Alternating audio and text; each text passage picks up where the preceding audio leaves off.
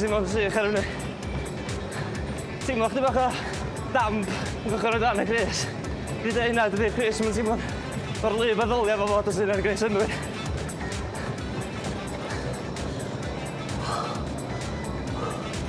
Mae hefn i lyb i fod. Mae'r grys sydd fod yn iawn. Dwi yn chwysu o dan hwn.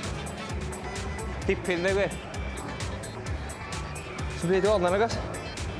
Swn i'n mewn crys arferol, so hwn o socian nid i gwir, ond y brofiad rei sylfedd i weld bod o'n sych yn rwydig o dan y cyseilia a'r cefn. Fel arfer, maen hollol i'r.